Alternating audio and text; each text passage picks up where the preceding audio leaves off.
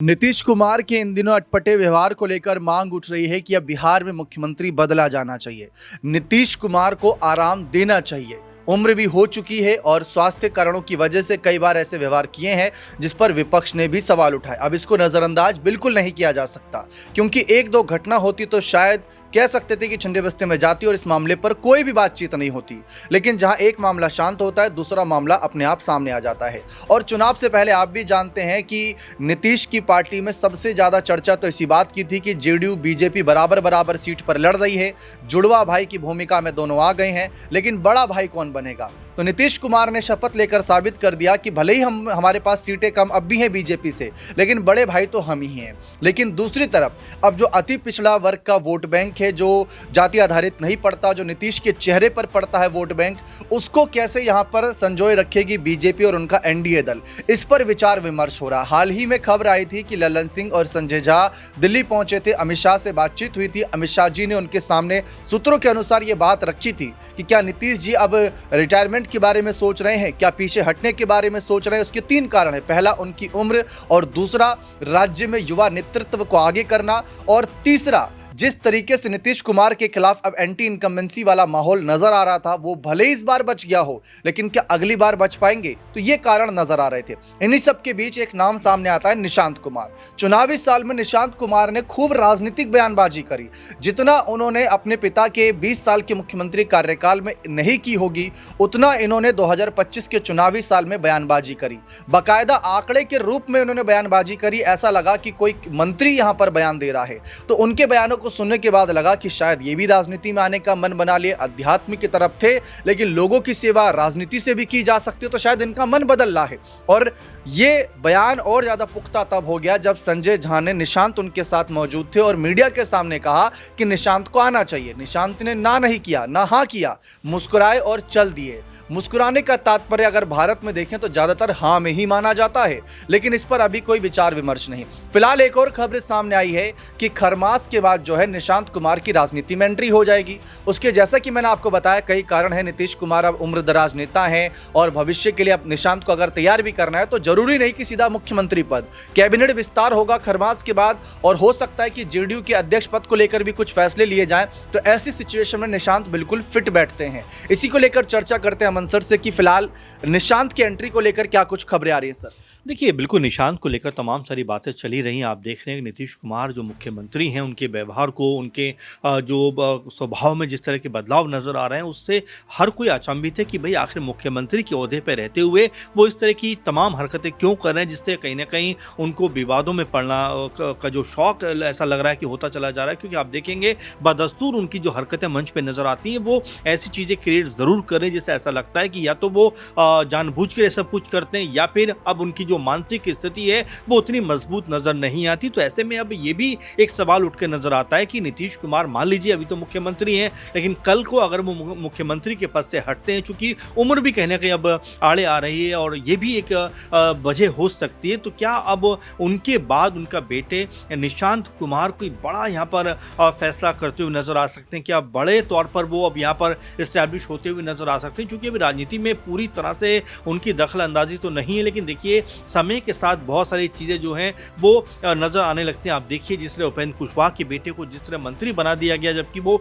चुनाव भी नहीं लड़े थे। तो ऐसे में ये नहीं कहा जा सकता कि भाई अगर यहाँ पर निशांत कुमार ने चुनाव नहीं लड़ा है तो वो जो है बड़े ओहदे पे नहीं जा सकते, क्योंकि ये परंपरा हमें लगातार दिखाई पड़ती है। नवीन जो नए बीजेपी अध्यक्ष बने, कार्यकारी अध्यक्ष बने, नवीन नितिन, उनको भी अगर देखा जाए तो उनके पिता के जब समय पर वो राजनीति में नहीं थे, लेकिन जैसे उनके पिता का निधन होता है उसके बाद वो राजनीति में एक्टिव हो जाते हैं। तो कई बार ऐसा नजर आता है कि पिता के रहते हुए बच्चे राजनीति में नहीं जाते, लेकिन जैसे ही पिता या तो रिटायर होते हैं या एक वक्त के बाद उनको लगता है कि भाई अब उनको अपने बच्चों को आगे बढ़ाना चाहिए, तो जाहिर बात है कि वो दिखता है। तो क्या निशांत के साथ में भी कुछ ऐसा ही होता हुआ दिखाई पड़ेगा? क्या नीतीश कुमार समय रहते उनको अपना वारिस है, एक तरह पॉलिटिकल वारिस है, क्या वो यहाँ पर चुनते हुए नजर आएंगे, या पार्टी का कोई और बड़ा नेता निकल कर आएगा? क्योंकि नीतीश कुमार को लेकर लगातार यही बातें कही जा रही हैं कि मुख्यमंत्री के पद पर तो भले ही बैठे हैं, लेकिन मुख्यमंत्री के ओहदे को कहीं ना कहीं जिस तरह से वो सवालों के घेरे में लेकर आ रहे हैं, उससे तमाम जो दल हैं एनडीए उनमें की वो भी परेशान दिखाई दे रहे हैं। जी, ये बात साफ है, लेकिन उपेंद्र कुशवाहा जो देखा जाए केंद्र सरकार मंत्री के तौर पर जाने जाते हैं और बड़े चेहरे हैं बिहार में। उन्होंने एक मंत्री के बेटे ने अपने बेटे को जब राजनीति में लाने का फैसला किया तो बनाया मंत्री ही। तो एक ठीक उसी तरीके से सवाल उठता है कि अगर एक मुख्यमंत्री ये चाहेंगे कि उनका बेटा राजनीति में आए तो क्या वो उनको मुख्यमंत्री पद पर ही देखना चाहेंगे, या फिर उनको कह सकते हैं पार्टी में जो सबसे निचला स्तर होता है जहां कार्यकर्ताओं के साथ बैठक करके और बातचीत करके अपने आप को अपना कद बढ़ाने पर विचार करेंगे, क्या वहां से शुरुआत होगी? 49 साल के हैं निशांत कुमार, अगर यहां से शुरुआत करेंगे तो 60-65 साल तक जाते जाते कहीं चर्चा शुरू होगी कि चलो इनको मुख्यमंत्री बनाया जाए। लेकिन अगर नीतीश चाहते हैं कि उनका बेटा राजनीति में आए और सीधा मुख्यमंत्री बने तो क्या ये पॉसिबल है? मुझे अच्छे से याद है जब राबड़ी देवी ने नीतीश कुमार के स्वास्थ्य पर सवाल उठाए थे चुनाव से पहले, तो उन्होंने कहा था कि नीतीश कुमार को अब अपना मुख्यमंत्री पद निशांत को सौंप देना चाहिए। तो ये सारी बातें उठ रही हैं, लेकिन अब क्या बीजेपी ये स्वीकार करेगी कि अगर नीतीश कल को कहेंगे कि मैं निशांत को मुख्यमंत्री बनाना चाहता हूं तो क्या बीजेपी इसमें सहमति जता देगी?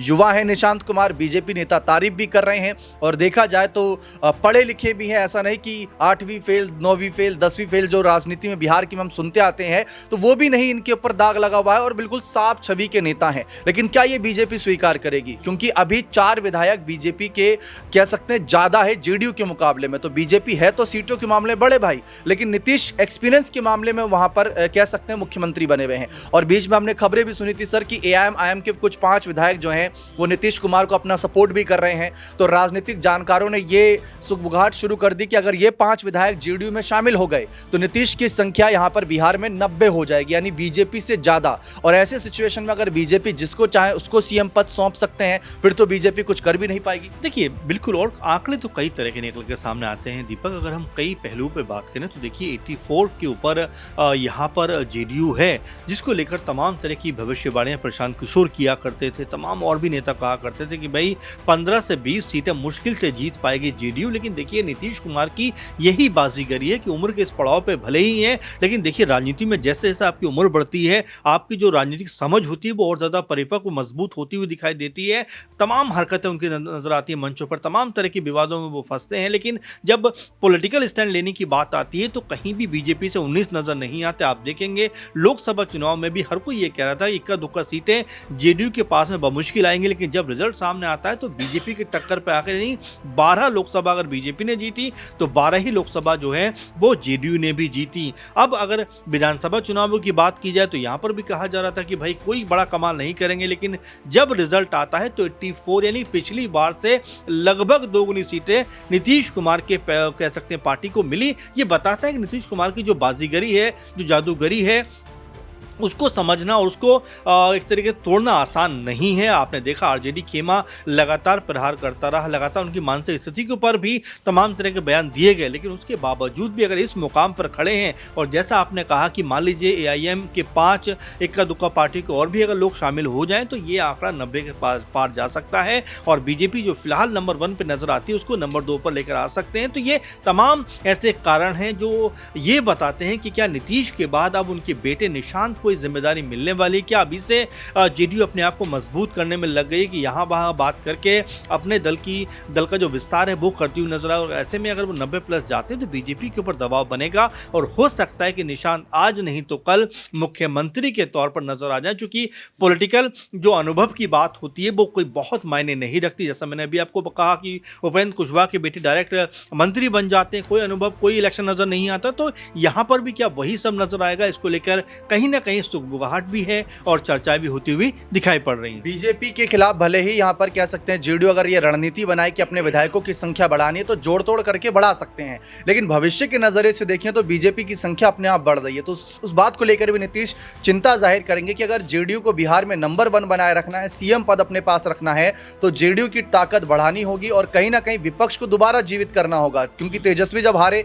तो बिल्कुल ही निराश हो गए, हताश हो गए, उनकी बयानबाजी भी सामने नहीं आ रही। बीच में मुकेश सहनी ने ने बयान दिया कि नीतीश कब तक सीएम बने रहेंगे, कुछ उनको नहीं पता, खुद उनको भी नहीं जानकारी है। और इसी बात को लेकर जमा घटा गुणा जब लगाया गया तो पाया गया कि भाई 35 महागठबंधन के पास भी विधायक हैं, 5 एआईएम के भी हैं जो नीतीश को पहले ही समर्थन कर रहे हैं। अगर नीतीश महागठबंधन के साथ हाथ मिलाते हैं, क्योंकि लालू ने भी यही खेला किया था जब नीतीश बीजेपी से नाराज होकर यहां लालू के साथ आ गए थे 2015 में, तो लालू यादव ने मौका देखते हुए अपने बेटे तेजस्वी को सीधा उप मुख्यमंत्री बना दिया था। और अगर निशांत को यहां लाया जाता है तो जैसा कि आप देख पा रहे हैं, सम्राट चौधरी के पास गृह विभाग है, स्पीकर पद भी उनके पास है, तो जोड़ तोड़ की राजनीति में बीजेपी यहां पर उनसे कई कदम आगे रहेगी, क्योंकि मिशन लोटस में बीजेपी पहले भी माहिर रह चुकी है। लेकिन नीतीश कुमार की भी छवि आप जानते हैं बिहार में कैसी रही है। फिलहाल एक आखिरी सवाल यह रहेगा कि सर, महागठबंधन के साथ क्या भविष्य में कभी कोई संभावना रहेगी? क्योंकि जमा घटा गुणा देखा जाए तो 35 और 5 अगर मिला दें एआईएम के तो 40 विधायक ये हो जाते हैं, और 85 करीब विधायक नीतीश के पास है, तो ये 125 यानी जो 122 बहुमत का आंकड़ा है उससे ऊपर आ जाएगा। और इससे एक और फायदा ये होगा कि बिहार में जो विपक्ष पूरी तरीके से हताश निराश हो चुका है उसको दोबारा जीवित कर देगी। आपको एक बयान याद होगा, जब नीतीश ने पाला बदला था तो बीजेपी वालों ने ही कहा था कि जो लालू तेजस्वी की राजनीति बिहार में हमने खत्म कर दी थी वो नीतीश कुमार की वजह से दोबारा जिंदा खड़ी होगी। और नीतीश कुमार की यही ताकत रही कि उन्होंने बीजेपी को बिहार में इतना आगे बढ़ने नहीं दिया, और जब लगा बढ़ रही है तो लालू यादव के साथ गए थे। तो क्या लगता है? देखिए बिल्कुल दीपक, क्योंकि आप देखेंगे कि जिस तरह से आरजेडी की सीटें कम हुई हैं, ऐसे में क्या अपने आप को दोबारा रीस्टैब्लिश करने के लिए तेजस्वी यादव चाचा से हाथ मिलाने को तैयार हैं। आप देखेंगे पहले भी उनके बयान ऐसे रहे हैं जहां पर डायरेक्टली उन्होंने नीतीश कुमार के ऊपर कोई हमला नहीं किया है। तो क्या एक संभावना बन सकती है? क्योंकि आंकड़ों में अगर जाएं तो संभावना पूरी बनती है कि बीजेपी से अलग होकर भी नीतीश कुमार बिहार के अंदर सत्ता में रह सकते हैं, मुख्यमंत्री रह सकते हैं। तो क्या वो वजह एक बन सकती है? क्योंकि बीजेपी के साथ अगर आने वाले दिनों में मुख्यमंत्री पद को लेकर तनातनी हुई, चूंकि जैसा हम लोग बात भी कर रहे थे कि निशांत का नाम लगातार सामने आ रहा है, तो क्या बीजेपी उनके ऊपर मानेगी? क्योंकि सम्राट चौधरी को लेकर बीजेपी चाहती है कि भाई वो मुख्यमंत्री बने। तो ऐसे में आपस में जब टकराव होगा, और क्या ये टकराव आपस का जो होगा ये अलग अलग दोनों को करता हुआ नजर आएगा? अगर दोनों अलग होते हैं तो क्या यहाँ से एक नई सरकार की बनने की जो राह है वो आरजेडी के साथ, एआईएम के साथ, कांग्रेस के साथ जो मिलाकर यहाँ नीतीश कुमार बनाते हुए नजर आएंगे? कि संभावनाएं तमाम होती। हमने जो पहले भी देखा है, कई पार्टियों ने अपना बहुमत ना होते हुए भी किसी तरह जोड़ तोड़ करके सरकारें बनाई हैं। और खुद बीजेपी ने भी, आप देखिए महाराष्ट्र के अंदर जब उनके पास बहुमत कहीं से कहीं तक नहीं था, शिवसेना को 2 हिस्सों में बंटवा दिया, अपनी सरकार वहां पर बनवा ली। मध्य प्रदेश में आपने देखा कि बहुमत से दूर बीजेपी थी, किस तरह से कांग्रेस 2 हिस्सों में बंटा दिया और अपनी सरकार वहां पर बना ली। तो बीजेपी के लिए, जैसा आपने भी कहा कि कमल लोटस के लिए ये चीजें बड़ी आसान हैं कि भाई किस तरह से पार्टियों को तोड़ा जाए। तो संभावना के तौर पर देखा जाए तो नीतीश कुमार जरूर ये बात लेकर चल रहे होंगे, क्योंकि नीतीश कुमार को लेकर कांग्रेस पार्टी की तरफ से भी, आरजेडी की तरफ से भी, एआईएम की तरफ से भी कोई बहुत ज्यादा ऐसी बयानबाजी नहीं की गई है जिससे ऐसा लगे कि उनके रिश्ते कभी भी जो सामान्य हैं वो होते हुए नजर नहीं आएंगे। जी बिल्कुल साफ है। महागठबंधन की तरफ जाते हैं तो वहां पर लालू यादव भी इस बार उन्हें ज्यादा तंग नहीं करेंगे ये बात कहकर कि आप कुर्सी छोड़ो, क्योंकि 85 विधायक उनके पास रहेंगे। चाहे अपने बेटे निशांत को सीएम बनाए या खुद सीएम बने, वो उनके ऊपर रहेगा। लेकिन फिलहाल ये भविष्य की बातें, देखते हैं क्या होता है बिहार की राजनीति में। बने रहे चैनल के साथ, बहुत बहुत शुक्रिया।